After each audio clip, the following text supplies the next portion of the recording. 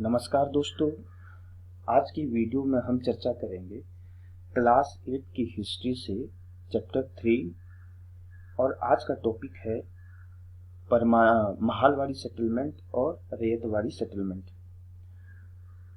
दोस्तों, इससे पहले की वीडियो में हमने चर्चा की थी परमानेंट सेटलमेंट पर।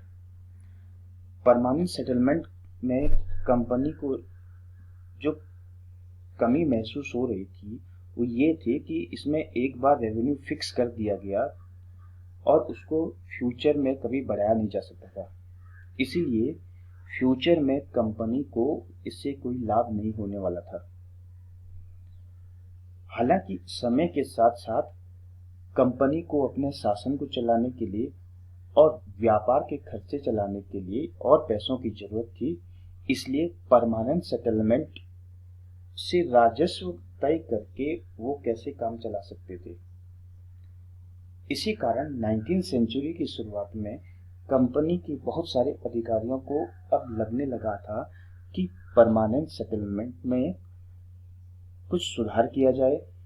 तो दोस्तों, बंगाल प्रेसिडेंसी के नॉर्थ वेस्टर्न जो प्रोविंसेस है, जिसका कि अधिकतर हिस्सा आजकल उत्तर प्रदेश में पड़ता है, वहाँ एक अंग्रेज अधिकारी होल्ट मैकेंजी ने एक नई व्यवस्था तैयार की जिसको कि 1822 में लागू किया गया। दोस्तों, मैकेंजी को ये विश्वास था कि उत्तर भारतीय समाज में गांव जो है एक बहुत ही महत्वपूर्ण सामाजिक इकाई है और उसको बचाए रखना चाहिए। इसीलिए उन्होंने अपने कलेक्टरों को आदेश दिया कि गांव-गांव का दौरा किया जाए, जमीन की जांच की जाए, खेतों को मापा जाए और विभिन्न समूहों के रीति रिवाजों को भी दर्ज किया जाए। गांव के एक एक खेत के अनुमानित जो राजस्व था, जो रेवेन्यू था, उसको जोड़कर हर गांव या हर ग्राम समूह, जिसे कि महाल कहा गया, क्योंकि महाल से वर्तमान में हम शब्द यूज करते हैं मोहल्ला, तो ये महाल का ही शब्द है ये मोहल्ला। तो किसी एक गांव या गांव के समूह को जिसको महाल कहा गया, वहां से राजस्व का हिसाब लगाया जाता था। इस राजस्व को परमानेंट फिक्स नहीं किया गया था, बल्कि इसमें समय के साथ साथ इसमें सुधार की भी गुंजाइश रखी गई थी। राजस्व इकट्ठा करने और उसे कंपनी को अदा करने की जो जिम्मेदारी थी वो जमींदार की जगह अब जो गांव का मुखिया था उसको सौंप दी गई। इसी व्यवस्था को महालवाड़ी सेटलमेंट कहा गया या महालवाड़ी व्यवस्था कहा गया।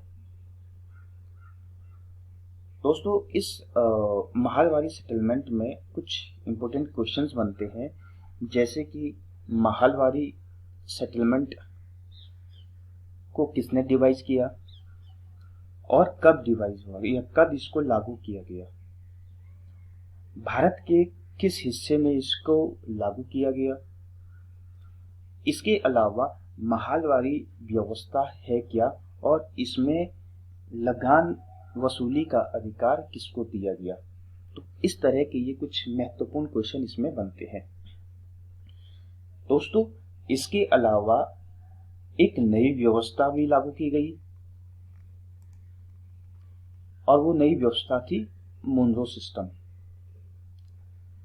दोस्तों, मुनरो सिस्टम में ब्रिटिश नियंत्रण वाले जो दक्षिण भारतीय इलाके थे, वहां पर परमानेंट सेटलमेंट की जगह एक नई व्यवस्था अपनाने का प्रयास किया गया। वहां जो नई व्यवस्था विकसित हुई उसे रैयतवाड़ी सेटलमेंट कहा गया, रैयतवाड़ या रैयतवाड़ी व्यवस्था कहा गया। दोस्तों, यहाँ पर सबसे पहले इस व्यवस्था को जो लागू किया वो थे captain Alexander read. Captain Alexander read ने टीपू सुल्तान के साथ चले युद्धों के बाद कंपनी द्वारा जो कब्जे में ली गई जमीनें थी या इलाके थे, वहां पर अलेक्जेंडर रीड ने इस व्यवस्था को आजमाया था। टॉमस मोनरो ने इसमें कुछ डेवलपमेंट किया, इस व्यवस्था में कुछ डेवलपमेंट किया और धीरे धीरे पूरे साउथ इंडिया पर यही व्यवस्था लागू कर दी गई। दोस्तों, रीड और मोनरो को लगता था कि साउथ में परंपरागत जमींदार नहीं थे, इसलिए उनका ये तर्क था कि उन्हें सीधे किसानों से ही बंदोबस्त करना चाहिए जो पीढ़ियों से जमीन पर खेती करते आ रहे हैं। दोस्तों, इस व्यवस्था की जो मुख्य विशेषता ये थी कि इसमें जो मीडिएटर थे, जैसे परमानेंट सेटलमेंट में राजा और जमींदार होते थे, महलवाड़ी सिस्टम में गांव का मुखिया होता था, मगर मोनरो व्यवस्था में, मोनरो सिस्टम में मीडिएटर कोई नहीं था। कंपनी द्वारा सीधे किसानों से, जहां पर वो सदियों से परंपरागत तरीके से खेती करते आ रहे थे, सीधे किसानों से या रैयतों से जो है लगान वसूला जा रहा था। क्योंकि साउथ इंडिया में पीजेंट्स को रैयत कहा जाता है, इसीलिए इस व्यवस्था को रैयतवाड़ी व्यवस्था भी कहा गया। तो दोस्तों, अंग्रेजों के द्वारा इस तरह की नई व्यवस्था को ग्रामीण इलाकों में लागू किया गया, मगर इस व्यवस्था में भी सब कुछ सही नहीं था, इसमें भी बहुत सारी कमियां थी। यही कारण था कि कुछ सालों के बाद इसमें बहुत सारी समस्याएं दिखाई देने लगी। जमीन से होने वाली जो इनकम बढ़ाने के चक्कर में राजस्व अधिकारियों ने बहुत ज्यादा रेवेन्यू फिक्स कर दिया था।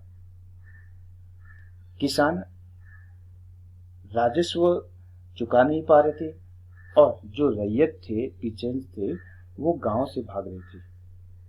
बहुत सारे क्षेत्रों में गांव वीरान होते जा रहे थे, मगर अभी भी जो ऑप्टिमिस्टिक कंपनी ऑफिसर्स थे, आशावादी जो अधिकारी थे, उनको अभी भी उम्मीद थी कि ये जो नई व्यवस्था है, इससे किसान संपन्न होंगे और वो उनको उद्यमशील बना देगी, मगर ऐसा इसमें कुछ भी देखने को नहीं मिला। तो दोस्तों, मोनरो सिस्टम में भी कुछ महत्वपूर्ण क्वेश्चन बनते हैं, जैसे कि आपके मोनरो सिस्टम कहाँ पर लागू किया गया।